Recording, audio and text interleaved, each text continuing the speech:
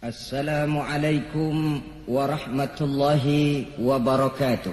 Waalaikumsalam warahmatullahi wabarakatuh. Bismillahi walhamdulillah. Wassalatu wassalamu ala sayyidina rasulillah Sayyidina wa maulana Muhammad ibn Abdullah wa ala alihi wa sahbihi wa mawala. أما بعد سبحانك لا علم لنا إلا ما علمتنا إنك أنت العليم الحكيم لا حول ولا قوة إلا بالله العلي العظيم. Saudara-saudara kaum muslimin rahimakumullah,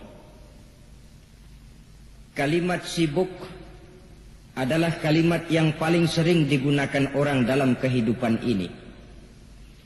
Lebih sering lagi kalimat sibuk dijadikan kambing hitam dalam berbagai persoalan, termasuk dalam kehidupan beragama.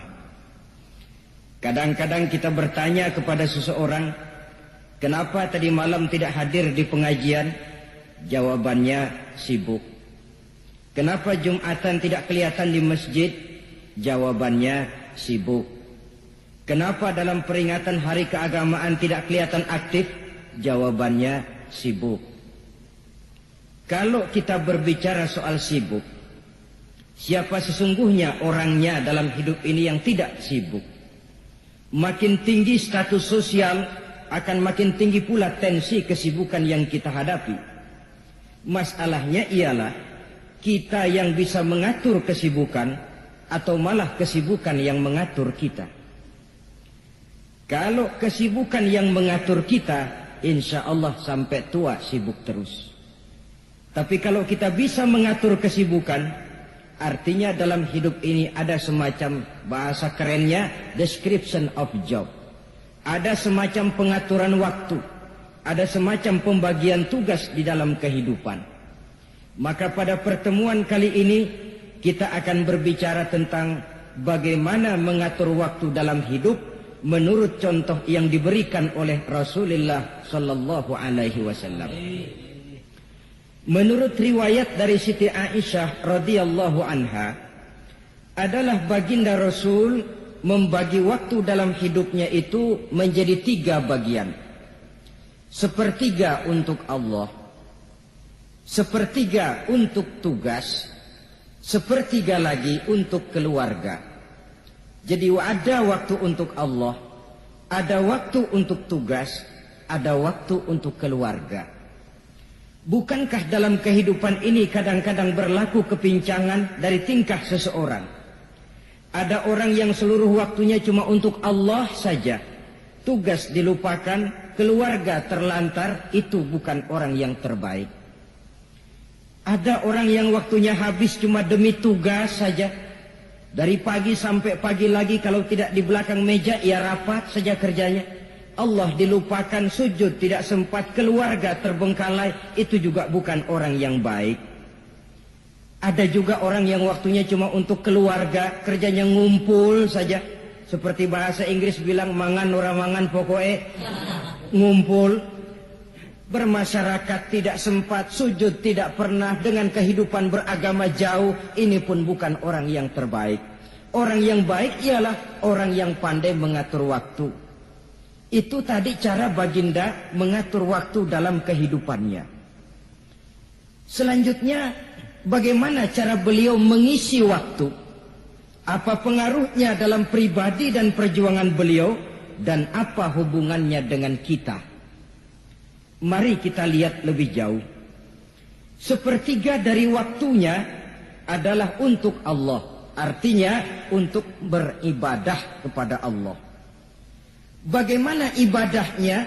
Saudara-saudara, satu-satunya manusia yang dalam Al-Quran sudah mendapat jaminan ampun dari seluruh dosa yang pernah dikerjakan, cuma Rasulullah orangnya. Quran yang menjanjikan, liyaghfira lakallahu ma taqaddama min dzambika wa ma ta'akhkhar. Wahai Muhammad, dosamu yang dahulu, dosamu yang sekarang, dosamu yang akan datang kalau memang ada, seluruhnya sudah mendapat jaminan ampun dari Allah Subhanahu wa taala. Orang yang nyata-nyata sudah mendapat jaminan ampun dari segala dosa ini, ibadahnya luar biasa. Luar biasa bagaimana? Sejarah menceritakan beliau kalau sholat malam sampai bengkak kakinya karena rajin sujud. Aisyah menceritakan, satu malam selesai sholat isya saya akan tidur. Saya lihat suami saya sedang sholat, maka saya pun tidur.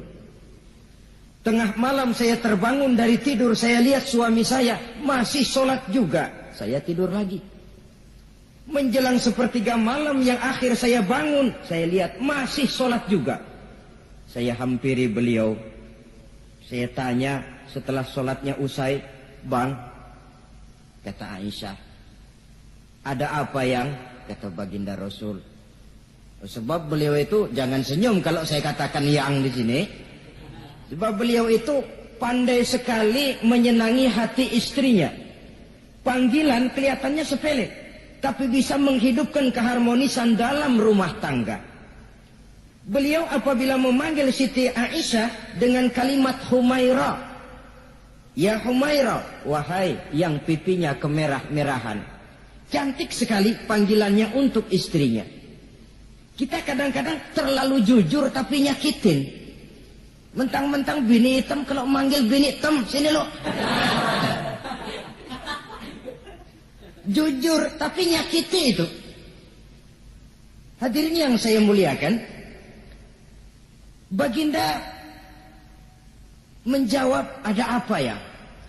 Abang ini kan dosanya sudah mendapat jaminan ampun dari Allah." "Iya, lalu gimana?" "Ya kalau ibadah jangan terlalu gitu-gitu benar, kenapa sih? Orang sudah dapat jaminan ampun itu kan mestinya tenang, aman. Ini malah seolah-olah beliau orang yang paling banyak mempunyai dosa. Tidak puas melaksanakan hanya sholat yang wajib ditambah dengan yang sunnah-sunnah. Tidak usah gitu-gitu bener lah bang, sudah dapat jaminan ampun ini." Terhadap usul istrinya ini, apa jawab beliau? Sederhana, tapi melambangkan sikap jiwa yang luhur. Beliau menjawab, "Aisyah, afala uhibbu an akuna abdan syakura." Yang, apa saya tidak senang kalau saya ini oleh Allah mendapat gelar abdan syakura, hamba yang pandai bersyukur, hamba yang tahu berterima kasih. Makin diampuni, makin banyak sujud saya. Makin diampuni, makin banyak ibadah saya kepada Allah. Inilah prinsipnya. Saudara-saudara, oleh karena ibadahnya demikian rupa, Allah lalu dekat.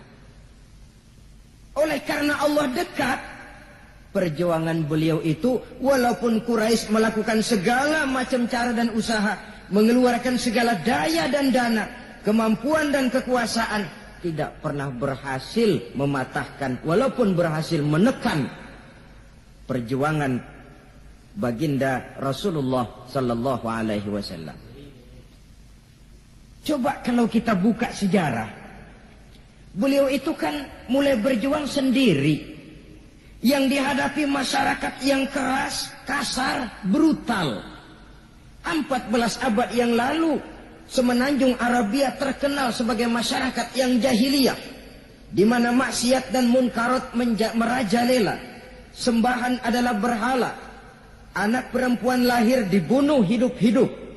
Itu zaman dulu, zaman sekarang pun tidak jauh bedanya. Malah kalau zaman dulu dikubur hidup-hidup, sekarang sebelum lahir sudah dibunuh. Yang namanya abortus itu. Kadang-kadang aneh. Kita mengadakan operasi bersih. Dilarang buang sampah sembarangan. Kalau sudah buang sampah saja tidak boleh sembarangan. Tahu-tahu zaman sekarang ini bayi dibuang di tempat sampah.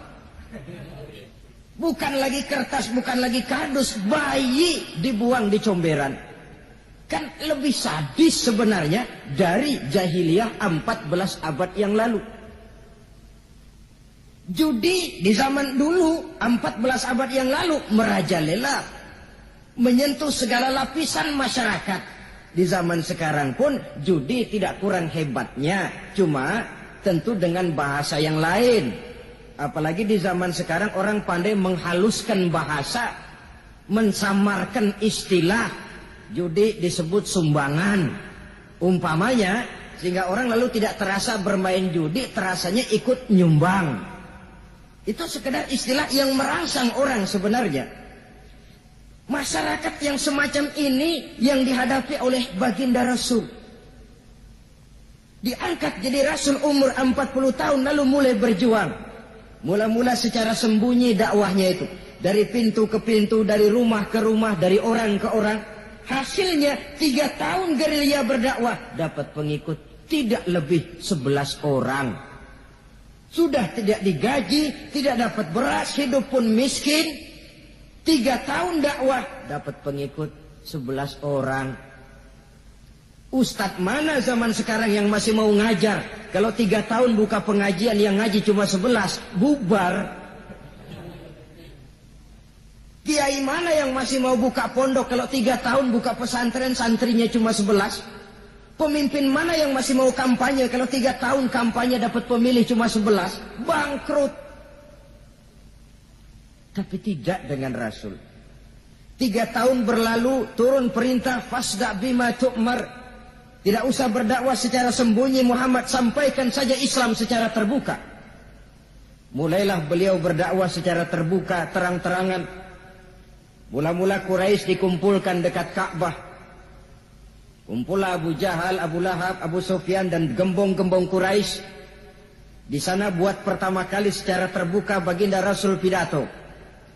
Tuan-tuan Quraisy, apakah tuan-tuan percaya kepada saya? Percaya. Kenapa? Karena Anda Muhammad sejak kecil belum pernah bohong. Baik. Jikalau memang tuan-tuan percaya kepada saya, maka mulai hari ini saya serukan kepada tuan-tuan, ankizu anfusakum minan nar. Jaga, pelihara, lindungi dan selamatkan diri tuan dari neraka. Tinggalkan segala macam berhala, jauhi Latta, Uzza, Manat dan Hubal. Sembah Allah Tuhan yang Esa, yang lam yalid walam yulad, yang tidak beranak dan tidak diperanakan. Ini dakwah pertama yang beliau sampaikan. Selesai beliau pidato, Abu Lahab interupsi, angkat tangan. Muhammad, ada apa paman? Alihaza jama'tana, cuma untuk dengar ocehan kayak begini kami dikumpulkan di sini. Tabban laka ya Muhammad. Kalau bahasa kasarnya mau mampus kamu Muhammad. Nabi tidak jawab, Allah yang jawab. Tabbat yada abi lahabi wa tab, ma aghna anhu maluhu wa ma kasab. Bukan Muhammad yang celaka, Abu Lahab lah yang kelak akan menemui kecelakaan. Dakwah terus berlangsung. Ketika dakwah secara terbuka sudah dimulai, hambatan dan tantangan mulai datang. Sejak dari teror mental sampai kepada teror fisik. Dan puncaknya terjadi pada saat beliau berumur 53 tahun. Di mana Quraisy mengadakan rapat di satu rumah yang disebut Darul Arqam. Kumpulah di situ dedengkot Quraisy. Siapa lagi kalau bukan Abu Jahal, Abu Lahab. Mereka rapat pleno lengkap. Setelah rapat dibuka, kata Abu Lahab kepada Abu Jahal, Jahal, bagaimana ini Muhammad? Iya bagaimana? Apalagi yang belum kita lakukan, kata Abu Jahal. Kita fitnah sudah, kita caci maki tiap hari, kita lontari kotoran onta, sahabat-sahabatnya kita bantai, tapi mereka tetap tegar. Iya, kata Abu Jahal. Dan sekarang ini sahabatnya sebagian berangsur-angsur sudah hijrah ke Madinah. Ini pertanda Islam akan berkembang di kota Madinah. Kalau nanti dia berhasil di Madinah lalu menyerbu ke Mekah, alamat habis kita gulung tikar. Makanya, kata Abu Jahal, makanya apa? Makanya dari dulu juga saya bilang, kempesin aja itu. Jadi kalau bahasa okemnya kan begitu toh. Bunuh saja Muhammad, bunuh. Iya, soal bunuh sih gampang, kata Abu Lahab. Tapi Muhammad kan tidak keluar dari batu. Dia punya keluarga, sanak famili dan handai tolan. Kalau keluarganya menuntut balas, bagaimana ini? Gampang. Kita kan banyak punya suku. Tiap-tiap suku kan punya juara, tukang-tukang pukul. Sewa saja. Tiap suku ambil tukang pukulnya. Kita kepung rumah Muhammad, bunuh sama-sama. Kalau keluarganya akan menuntut balas, dia akan berhadapan dengan seluruh suku yang ada di semenanjung Arabia ini. Bagaimana, setuju? Setuju. Nah, udah. Kapan kita bunuh Muhammad? Kapan lagi? Tidak usah buang waktu. Besok malam. Ya, besok malam kita bunuh Muhammad. Tapi awas, semua yang ikut rapat di sini, ingat baik-baik, ini rahasia negara. Besok malam kita akan membunuh Muhammad. Siapa yang berani membocorkan rahasia negara ini, supersip, dianggap menghambat program Quraisy. Itu nanti dijatuhi hukuman berat ya. Jaga rahasia baik-baik bahwa besok malam kita akan membunuh Muhammad. Sanggup? Sanggup. Rapat selesai. Hadirin boleh bubar ke rumah masing-masing. Pulang. Namanya manusia, bocor juga rahasia ini. Begitu pulang, cerita sama istrinya, Bu, anu loh Bu, apa Pak? Saya tadi ikut rapat. Rapat apa tuh Pak? Besok malam akan ada pembunuhan. Pembunuhan. Siapa toh yang mau dibunuh? Muhammad. Tapi jangan bilang-bilang ya. Ini rahasia negara. Ini rahasia negara Bu. Jangan bilang-bilang. Iya Pak, iya. Nah, besok pagi istrinya ngobrol sama tetangganya. Mbak Ayu, tahu nggak? Apa toh? Nanti malam akan ada pembunuhan. Siapa yang mau dibunuh? Muhammad. Loh, sampean tahunya dari mana? Suami saya ikut rapat. Tapi jangan bilang-bilang ya Bu ya. Ini rahasia negara. Jangan bilang-bilang. Nanti yang satu sampaikan lagi. Jangan bilang-bilang. Terus jangan bilang-bilang. Akhirnya berita tersebar. Sehingga pagi hari itu sebagian besar penduduk Mekah sudah tahu kalau nanti malam akan ada pembunuhan. Maka lepas zuhur, Mekah itu mulai tegang. Yang simpati, aduh kasihan Muhammad nanti malam akan dibunuh. Yang tidak senang, mampus biar dia rasain ntar malam. Saudara-saudara, begitu maghrib berbunyi sudah, udara mulai gelap. Penduduk Mekah sudah kunci pintu seperti ada jam malam. Sepi, sesepi-sepinya. Tutup pintu, kunci, bukan tidur, ngintip dari dalam. Lepas jam 8 malam, makin tegang. Masing-masing penduduk ngintip dari pintunya. Sudah berangkat belum orang yang mau bunuh Muhammad? Sudah berangkat belum? Kira-kira jam 9 ini, tukang-tukang pukul lewat mau ngepung rumah Muhammad untuk membunuh beliau. Begitu masuk Mekah, penduduk sudah kunci pintu. Tapi mereka tahu kalau semua ngintip. Wah, makin hebat ini yang pemuka Quraisy ini, tukang-tukang pukul ini. Jalannya dibuat gagah-gagah, barisnya dibuat hebat-hebat. Itu injekan tanahnya dalam baris dibuat kenceng-kenceng. Brak, brak, brak, brak, kayak serdadu baris. Lewat dekat rumah penduduk pakai batuk lagi. Yang dari dalam ngintip makin ciut. Wah, ini dia yang mau bunuh Muhammad ini. Sampai di rumah Nabi, dikepung rumah Nabi, di pagar betis. Malam itu di dalam rumah cuma Nabi, Abu Bakar dan Ali bin Abi Thalib. Nabi tahu rumahnya dikepung. Lewat tengah malam beliau berkata, Abu Bakar, saya ya Rasul, mari kita berangkat hijrah. Baik ya Rasul. Ali, saya ya Rasul, kamu gantikan saya ya. Gantikan apa ya Rasul? Gantikan tidur di tempat tidur saya. Baik ya Rasul. Masya Allah. Sekali menggantikan mati. Tidur di tempat tidur Rasul pada malam rumahnya dikepung, resikonya kan mati. Menggantikan mati. Lah kalau menggantikan lurah lumayan. Menggantikan mati. Dan Ali tahu persis resikonya. Dan beliau waktu itu masih muda dan beliau tidak nawar. Baik ya Rasul, saya akan tidur di sini, berangkatlah Tuhan. Berangkat Rasul. Ketika keluar dari pintu belakang rumah dikepung rapat, terjadilah keajaiban yang Allah ceritakan. Wa ja'alna min baini aydihim sadda wa min khalfihim sadda fa aghshaynahum fahum la yubsirun.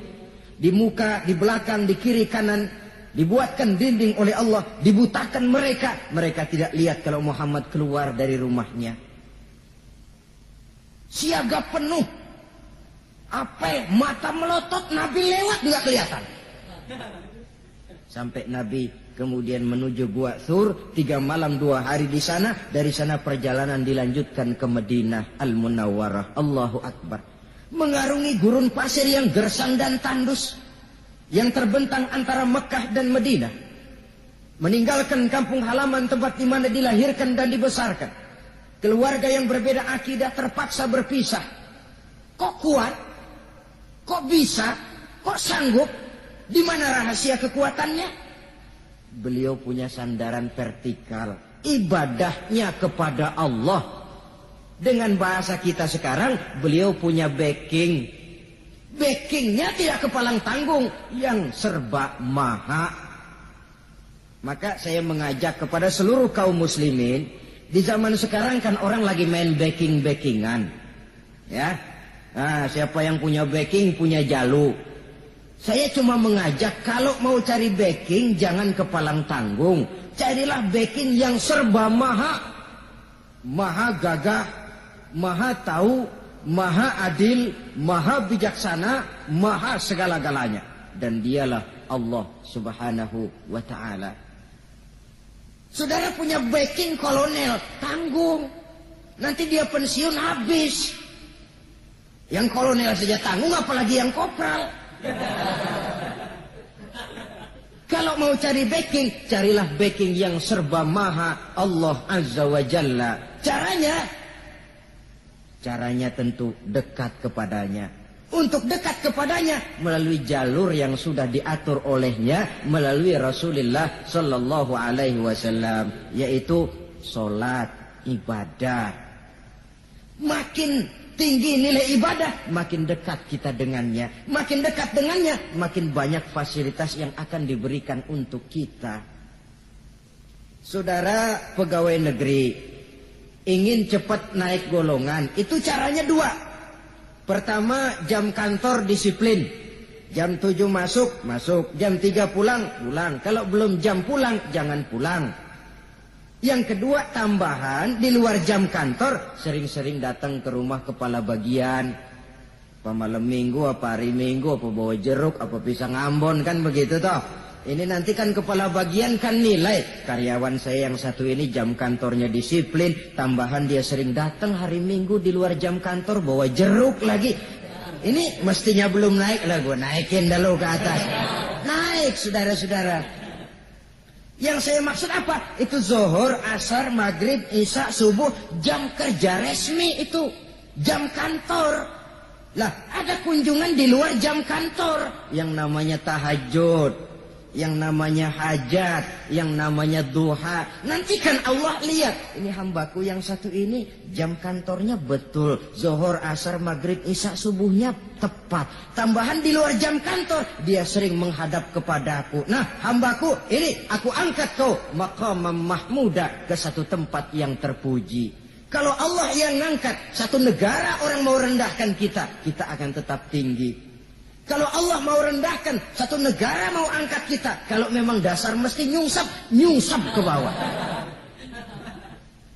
Inilah perlunya sandaran vertikal. Inilah perlunya kita mempunyai backing hanya kepada Allah. Pada waktunya orang akan sampai ke titik jenuh. Dalam kesunyian orang sering mempertanyakan eksistensi diri, mulai mempertanyakan hakikat keberadaannya. Di tengah kesibukan bisnisnya, di tengah kesibukan kerja, dari rapat ke rapat, dari kantor ke kantor, dari tender ke tender, orang akan sampai kepada titik jenuh. Dikala itu dia memerlukan ketenangan, dikala itu dia memerlukan kedamaian, dikala itu dia mencari eksistensi diri. Sebenarnya hidup ini mau apa sih? Cuma sekedar menjalani hal-hal yang rutin saja, pergi pagi pulang sore, peras keringat, banting tulang, atau ada tujuan yang lebih luhur daripada sekedar ini? Dikala itulah dia mulai mencari jalur untuk mendekatkan diri kepada Sang Pencipta. Dan tidak bisa ingin dekat dengan Allah, saudara, pakai aturan sendiri. Ingin dekat dengan gubernur harus ikut aturan yang ditetapkan oleh protokolnya gubernur. Ingin dekat dengan presiden, ya ikut jalur yang sudah disusun oleh protokolnya presiden. Ingin dekat dengan Allah, ya ikut jalur yang sudah diatur oleh Allah melalui Rasulnya. Apa itu? Ya diantaranya sholat, puasa, dan ketentuan-ketentuan ibadah yang lain. Tidak bisa dengan prinsip, yang penting kan hati baik, berjiwa bersih, akhlak luhur. Tidak usah sholat kalau hati baik sudah dekat dengan Allah. Oh, alangkah enaknya kalau begitu. Kalau dengan itu bisa dekat dengan Allah, rasanya Nabi Muhammad yang paling dulu berhenti sembahyang. Kenapa? Beliau orang yang hatinya paling baik. Beliau orang yang budinya paling luhur. Kalau budi luhur dan hati baik sudah menjamin untuk dekat dengan Allah, Nabi dulu berhenti sholat. Nyatanya tidak. Beliau orang yang berbudi luhur, berakhlak baik, entoh ibadahnya demikian rupa. Dan beliau adalah standar untuk kita jadikan contoh dalam mengamalkan ajaran-ajaran agama di kehidupan kita ini. Saudara, itu tadi sepertiga waktu beliau untuk ibadah, untuk Allah. Sepertiga yang kedua dari waktu beliau adalah untuk tugas. Dalam hal ini, sebagai seorang Rasul, menyampaikan risalah Islam berhadapan dengan umat. Yang jadi soal ialah, apa modal utama beliau di dalam melaksanakan tugas? Dan ini nanti sebagai cerminan buat kita. Modal utamanya pertama adalah keteladanan, dan yang kedua adalah akhlak. Sekarang ini kita hampir nyaris mengalami berbagai macam krisis. Yang paling santer kita dengar adalah krisis wibawa. Ada pak guru dicegat muridnya di jalanan, dipukulin karena nggak naik kelas katanya. Nampaknya guru nggak lagi berwibawa.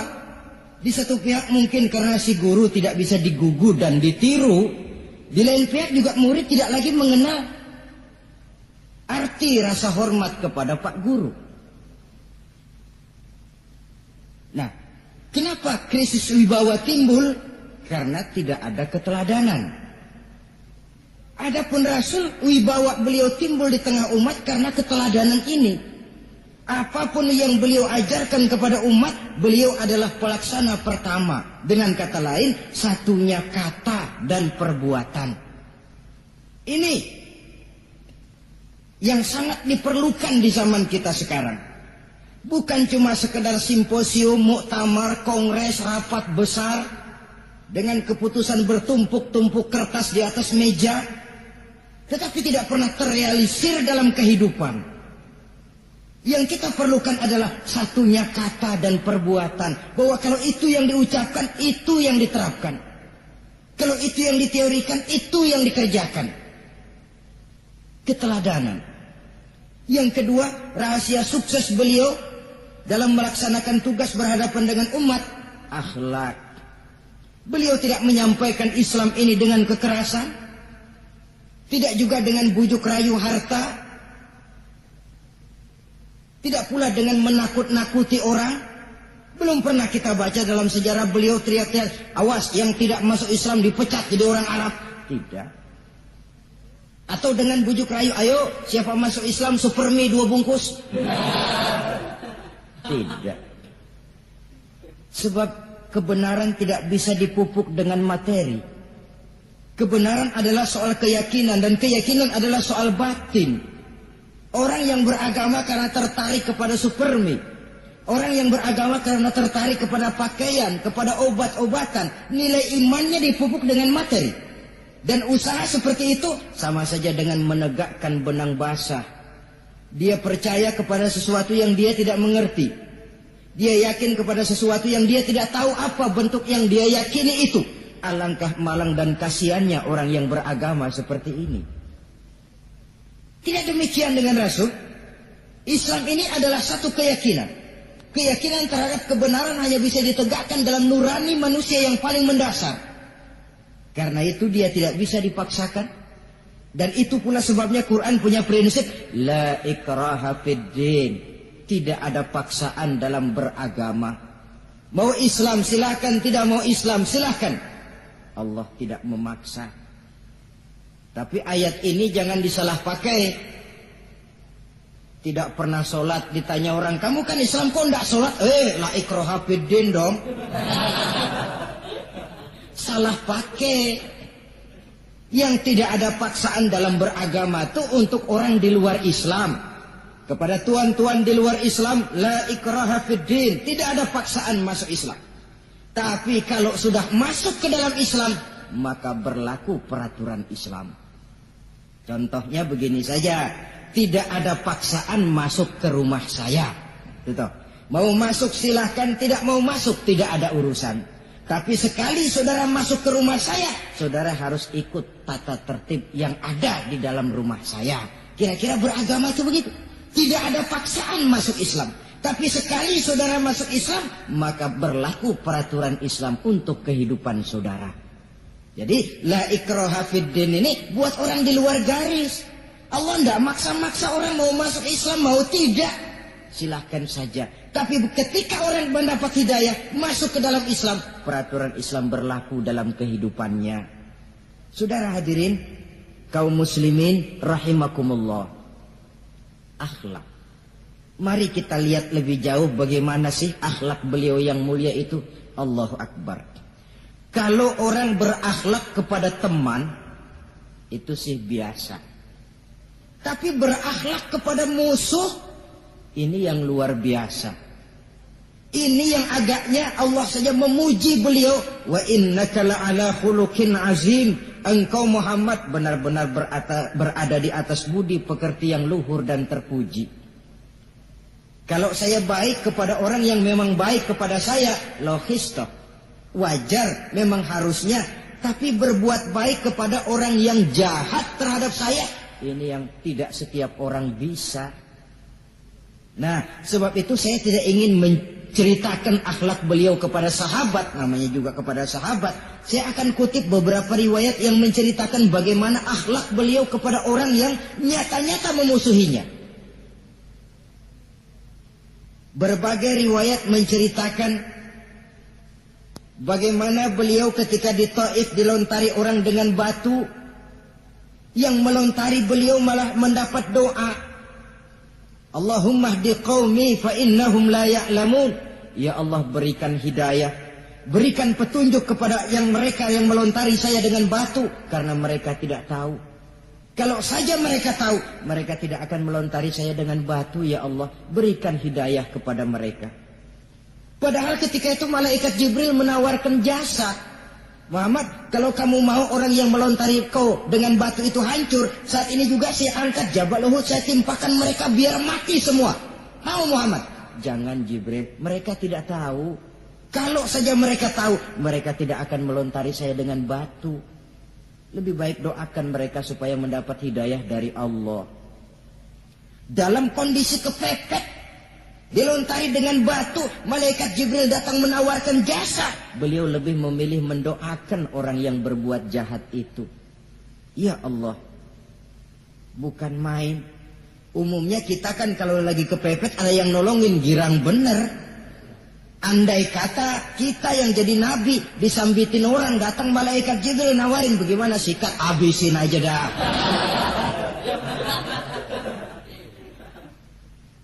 Ini akhlak kepada musuh. Ketika beliau selesai sholat zuhur, istirahat, rebah-rebah, tidur-tiduran di bawah pohon kurma, datang orang kafir yang bernama Daksur yang sudah lama mengintip-ngintip, mencabut dan menghunus pedang. Muhammad, kalau ini saat saya tebas batang lehermu, siapa yang akan menolong engkau? Tidak ada. Yang akan menolong saya Daksur? Iya, Allah yang akan menolong saya. Mendengar Allah, Daksur gemetar. Keringat dingin bercucuran, pedang jatuh ke bawah. Diambil oleh Rasul pedangnya, dibalikkan ke leher Daksur. Kalau sekarang saya yang tebas batang lehermu Daksur, siapa yang akan menolong kamu? Tidak ada ya Rasul, kecuali kalau kau mau memaafkan saya. Baik, ambillah kembali pedangmu, kau saya maafkan, dan jangan ulangi lagi perbuatan semacam ini. Lain saat beliau sedang tawaf, diikuti oleh seorang Quraisy kafir. Sambil tawaf, ini kafir Quraisy sudah bawa pisau. Dia pikir, nanti di satu sudut yang agak gelap saya tikam Muhammad dari belakang, saya bunuh dia. Jadi kafir ini pura-pura ikut tawaf. Jahatnya orang kafir itu kan begitu. Tawaf ya ikut pura-pura tawaf, ada kesempatan sikat dari belakang. Putaran pertama belum ada kesempatan, putaran kedua makin tegang. Pokoknya begitu tempat agak gelap, cabut pisau, hantam saja sudah Muhammad biar mati sekali di sini. Dan Nabi tahu, ini asisten pribadi malaikat Jibril ngasih tahu tuh. Jadi malaikat Jibril memberitahu, awas Muhammad itu di belakangmu orang cuma pura-pura tawaf. Dia bawa pisau mau bunuh kamu, hati-hati Muhammad, Roger ganti gitu.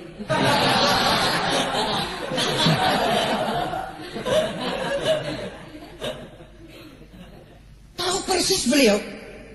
Sampai di satu sudut yang gelap, si kafir ini mencabut pisau, Nabi nengok ke belakang. Menoleh Nabi. Begitu menoleh, Quraisy ini kan ketangkep basah. Bahasa Arabnya yumsak mablul katanya. Ketangkep basah. Grogi, salah tingkah, garuk nggak gatel, kasihan ngelihatnya sudah. Ya namanya orang ketangkep basah itu. Mau alasan apa? Nggak beralasan ya, harus merasa harus membela diri, gemetar nggak karu-karuan.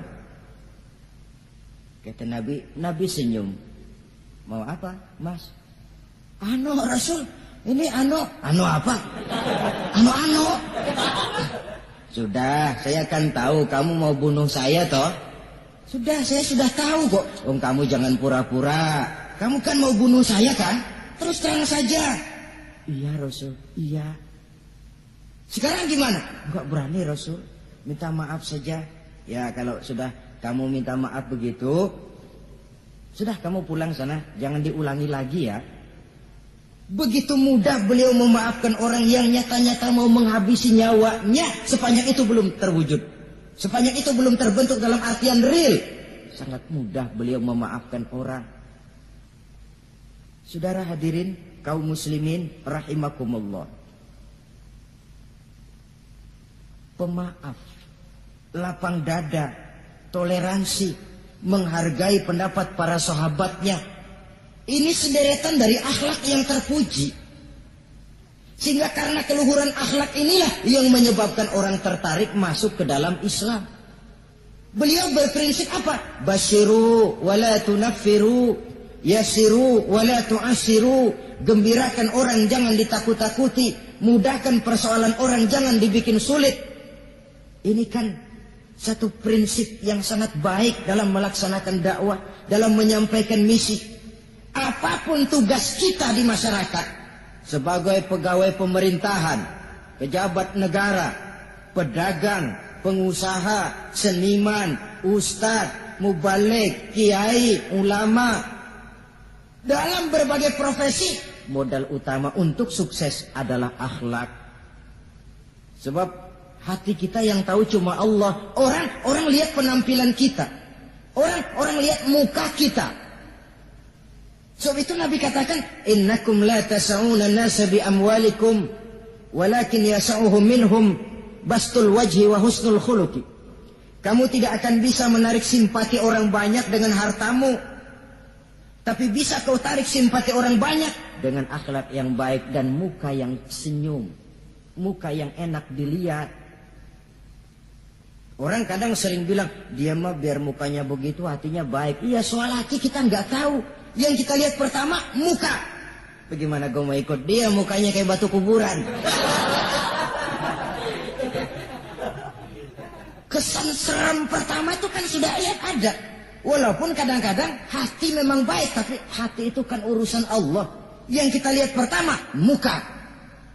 Ini barangkali nanti termasuk teori dalam psychology of salesman ya, bahwa sesuatu yang baik kalau dihidangkan dengan cara yang tidak baik, orang tidak akan tertarik.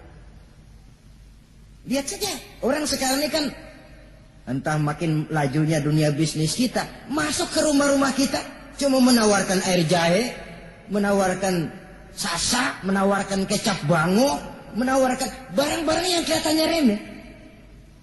Ini kan termasuk psychology of salesman. Yang datang ya biasanya perempuan, wajahnya ya lumayan, paling kurang sedikit di atas 6 lah begitu. Lalu tutur katanya sopan, masuk ke rumah tidak sungkan, ada rasa familiar, rasa kekeluargaan lalu datang. Taktik untuk menawarkan barang yang jadi merek dagangannya.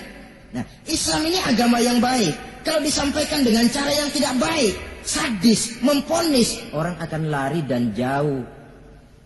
Menyinggung, bukan menyentuh. Siapapun kalau tersinggung lari, tapi kalau tersentuh dia akan mendekat.